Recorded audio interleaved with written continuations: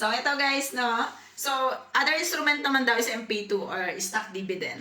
Yan. Pag-usapan naman natin yan, no? Ito kasing vlog natin is tungkol sa mga, ng property, real estate, sa pagkuha ng bahay sa pag-ibig. Pero, meron kasing isang comment kasi na nagsabi sa akin na other instrument nga daw is ang MP2. So, maganda rin po ang MP2. Parang ngayon, 2026, I think nasa 8%. Magkano lang yung pera ko sa MP2? Sa totoo lang, nasa 30,000 pesos lang yung pera ko sa MP2.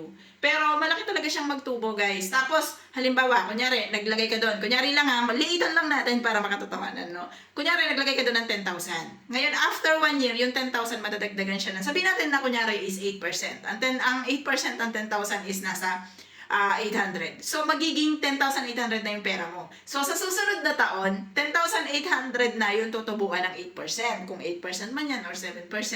And then, sa susunod na taon, ganun ulit. Palaki siya ng palaki.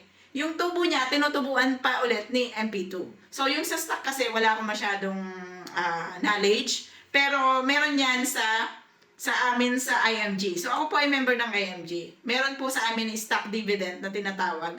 Parang pag bumili ka ng, pag nag-ano ka sa IMG ng 5,000 po ang pa-member doon, is meron ka ng 1,000 ilalagay nila sa stock. So, maglalagay ka sa stock and then tutubo siya, nakadepende sa iyo kung ilang shares yun. So, kung gusto mo siyang lagyan ng lagyan every month, pwede ka pong maglagay. So, ito yung sinasabi ko sa inyo guys, no? Pag-aralan nyo kung ano yung papasukin nyo or bibitawan nyo ng pera. So, syempre, ako kasi, hindi talaga ako,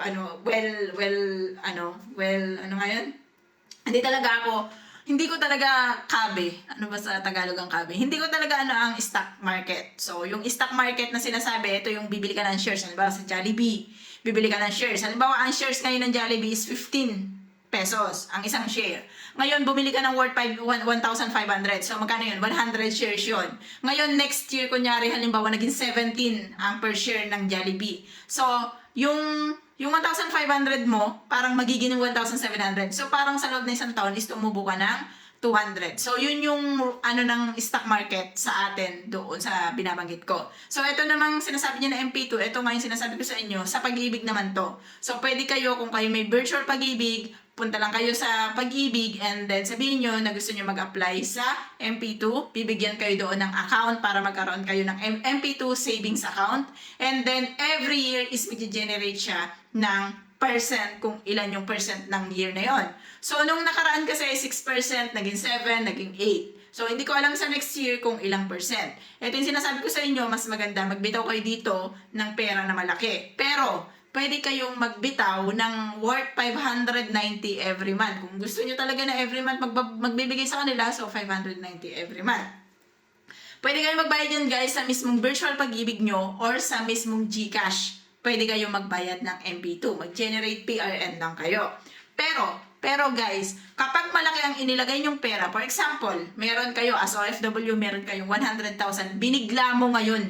Kunyari, binigla mo, January, nagbigay ka ng 100,000. Nakatanggap pa kunyari ng, let's say, 13 month or 14 month. 100,000 kunyari yung natanggap mo or inilagay mo sa MP2. Yung 100,000 na yun, guys, pagdating ng next year, tutubuan nyo ng 8%. Magkano ang 8% ng 100,000? It's 8,000. So, yung 8,000 na yun, ipag-Eldido Palawan mo na. So, pwede na po yun. Pwede yon. Pero, kung hindi nyo guys magagamit yung 8,000, nandun lang yung dividendo mo na yon. Ibig sabihin, pagdating ulit ng next year, ang pera na tutubuan ni Pag-ibig MP2 is 108,000. Kasi 8,000 yung tinubo mo nung una kasi 8% nga siya. So, ganun. Ganun yung lakaran sa sinasabi ni Madam. Madam ba siya or lalaki? Hindi ko kasi masyado maninaw. So, yun yung binabanggit niya dito. In-explain ko lang sa inyo ang part na to kasi nga ako po ay meron din naman na MP2, yun nga lang maliit, nasa 30,000 lang yata. So, actually, last 2022 pa siya, hindi ko siya nadagdagan. Hindi ko alam kung magkano na siya ngayon, kung magkano na generate niya na tubo.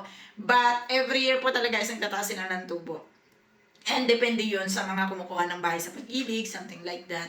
Pero maganda po ang MP2. Ako na rin po nagsasabi sa inyo, walang tax ang MP2 guys. Kapag binalik sa inyo ang pera, is wala siyang tax. Pero, ito guys is lang siya ng 5 years. So, meron siyang maturity na 5 years. Pero, dalawa kasi yung yung account na kinuha ko. Isang yearly ang dividendo at isang 5 years ang dividendo. Pero, nahuhulugan ko yata yung 5 years yung dividendo. Ang kaibahan niya guys dito sa MP2 na to na 1 year and 5 years dividends. Ang 1 year, halimbawa naglagay ka ng 10,000, tumubo siya ng next year ng 800, pwede mong kunin ng 800. Pero yung 10,000 is hindi mo siya pwedeng kunin.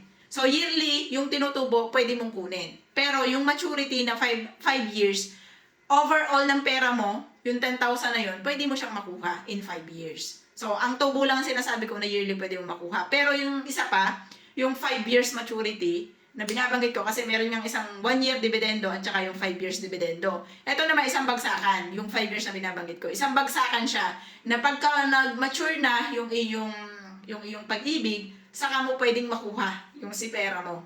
Lahat-lahat yun, kasama ang dividendo, kasama yung inilagay mo doon na pera mo. So, overall yun. Ganon yung kaibahan niya. Na yung isa naman na sinasabi ko na yearly ang dividendo, pwede mong makuha yearly yung tubo niya. For example, naglagay ka ng 100,000 sa isang taon, tumubo siya ng 8,000, kunyari lang 8,000, pwede mong makuha after 1 year yung 8,000. And then sa susunod ulit na taon, tumubo ulit siya ng sabihin natin 7,000 or 8,000, pwede mo ulit makuha yun. So yearly siya pwede makuha. So ang stock naman na to, stock dividend naman na binabanggit ni Madam or ni Boss, yan.